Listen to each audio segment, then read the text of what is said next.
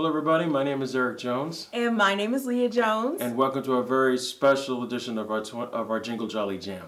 Yeah, Jingle Jolly Jam, Jingle Jolly Jam. Woo, woo. All right. Yes. So this is our third season of doing Jingle Jolly Jam, and it's always to help kick off the 25 Songs of Christmas that we do every year, and we are going into our 14th season. So I'm really excited that we're able to do that and actually get a chance to maybe even ask some of our fans questions about the show, because I know they have a lot of questions about our show. Well, to take out some of those mysteries about the show, we're going to do something a little different this year for Jingle Jolly Jam. We normally feature the artist that's coming up for the day, but this year we are doing the greatest hits of the 25 Songs of Christmas. So we're taking our favorite videos, our favorite performances, and we are going to showcase them for this season. We have a lot of also some great memories and trivia. Think about it like when you see those old those old episodes on television where they have like the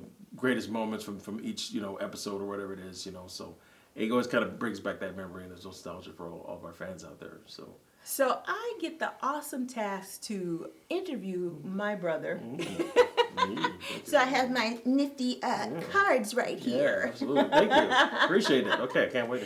All right. Nice to be needed. So. Right. All right, great. So let's get started. Now, how did 25 Songs of Christmas start? Well, I have to say, it's a beautiful social media thing called Facebook. I mean, I was very thankful that I was on Facebook. I had my account in 2010, and I wanted to kind of give kind of like a Christmas greeting card for all my friends and family, and I didn't want to do the traditional like thank you, wish you Merry Christmas. And because of my my love for trivia and my love for holiday music, I decided, hey, let me just give them some little feedback about what the background of what the holiday season is all about. And plus, I was also inspired by the on the show on cable show Freeform, they always have called the 25 Days of Christmas, where they have all the holidays specials you remember.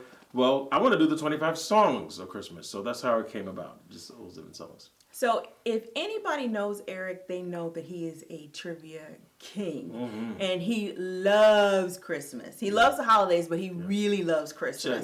Check the Reds. See the Reds. Yeah, that's right. So, as time has gone by, he has had quite the passion and the love for it. But I want to know what inspired you to even do the 25 Songs of Christmas. Well, I think the reason why is because, a lot of people, they know the songs, but they don't know the stories behind the songs. Right. And, I've always thought it would be great to basically, for people to learn about the history of who were the songwriters, what was the original singers, their thoughts, their imaginations, and then the more I started learning about them, I said, wow, there's some stories here. I mean, there's some great stories we could tell. So it just started to evolve. It started building, and it just wound up becoming the beautiful show that you see every year. Now I know that we were doing a Christmas play back in the day at one of our churches, and I know that you had selected a Christmas song. Yeah. And I think the odd thing was that they never even heard of the song. They didn't even know the song. And this just wasn't a kid. No. This was an adult. Exactly. And that's why I felt like that it's a responsibility, that this is not something that your children should be forced to listen or sing or recite, for a church program or Christmas or a play program at school. This would be something that you should be listening and embracing, even as an adult, even to your dying days, because this music is timeless. I mean, right. And believe it or not, people, for some people, it's hard for people to believe or not, that it's fun. It's a lot of fun. I mean, it's fun, and then it's very it's like a love song. It's like a Christmas love song. I think the song that was in question I think it was "Away in a Manger." Yes. And I was like, you don't know "Away in a Manger." No, they don't. Really? And it's like when you listen to a lot of these songs, a lot of them talk about Jesus, or the story of Jesus, how he was there, or just some of the traditional Christmas folklore that's around Christmas. And I was like, wow, we're losing a tradition here. Exactly, and we're also losing an entire generation because now we have a generation of people that basically, because we are so immersed in the social media and everything, and everything's so connected to to the net and everything. It's like a lot of people really just don't really. They feel like because they're so busy, they don't have a lot of time. But I think if you get a chance to watch our show and listen to great holiday programs that are out on television, it makes you. It gives you a sense of nostalgia. You get you'll be delightfully entertained. Hopefully, I know you've been entertained of these years. But most importantly, you get a chance to learn where the songs came from. You get a chance. You have that little sense of education, that music education, which is so valuable, which is that we need to kind of like really enforce in our schools again. So and just not just that, just in our family, because one of the questions I was going to ask you is what is it that you want people to walk away with, and you kind of hit on some of those notes as far as, we want people to understand and be educated. But what are some of the things that you want the 25 Songs of Christmas to be really known for, or to have an impression on? Well, we want to be known as the behind the music of all your favorite Christmas carols. We want to be the ones that basically not only that you're delightfully entertained for probably one of the best artists in our country, but also you get a chance to learn about the songwriters, learn about the music, know their origins, and also be able to introduce it to a brand new generation, those who have never heard the songs before. So I know another question a lot of people ask is, how do you even come up with the songs? How do you do that? Okay, it's a good question. Well, I plan as early as July because henceforth Christmas in July is always fun. Right. I always have kind of I know what the theme will be during that time. I usually kind of base the songs kind of based on maybe pop culture or what's happening, like if it's some sort of a milestone or anniversary of those particular songs.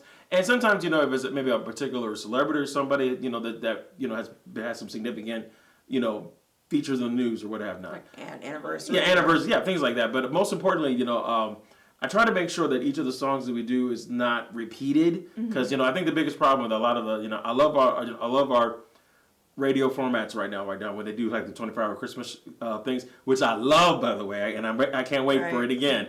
But it seems to me that the biggest issue that a lot of people that they have that they don't really quote unquote not hate, but they disapprove of listening to holiday songs is because you hear the same 25 songs over and over again. It's true. It's true. So our show, what we do is that we try to make sure we introduce you to songs songs you love, and reintroduce you to songs you may not have heard, but hopefully that you will enjoy as well. Right. So, some songs that you heard in your childhood that you haven't necessarily heard in 20 years. Exactly. Or something like that. Exactly. So we're doing a service, people. Exactly. We're helping. Yeah. It's a greater good. It really is. It really is a greater good. So the next thing is sometimes people ask, well, how do you produce the show? Okay. Well, we do it by winging a prayer, ladies and gentlemen. That's so good. Hard work, y'all. Is yes, prayer. Yeah, that too. That is a lot of hard work and a lot of preparation. Yeah, that too. Yeah. So we solicit our artists. Once Eric has compiled the list and he's gotten the theme together, we reach out to artists that we know. It's a great time to kind of showcase some of our local and national artists, and we'll talk about that a little bit later. Absolutely. But as far as production is concerned, it's a lot of planning. Some people feel like we do this, in December. Yeah, I know. It's very funny because people say, "Man, you're the busiest person in the world. You got, you're doing a Christmas play and you're doing 25 songs Christmas. How much time do you have?" Well, here's a little best kept secret. We pre-shoot our shows. I'm sorry. We do it in like an 8. You gotta be louder for the mic, Eric. Okay, yes. We do it in October. It's in October, okay? Where it's not so Christmassy. It's still kind of sweaty because that's right. It's definitely not sweater weather. No, here. It's not sweater weather. No, not really. Not really at all. So, I think the thing that I'm most grateful for the 25 Songs of Christmas is the impact. I get a lot of feedback from people like, "Oh, I'm enjoying the series. I haven't heard that song, and I'm learning a lot." So, I think that's the kind of the legacy that we want to leave. Absolutely. With 25 Songs of Christmas. I'll give you one amazing story, and I tell this to everybody to my dying days. People can't believe it either.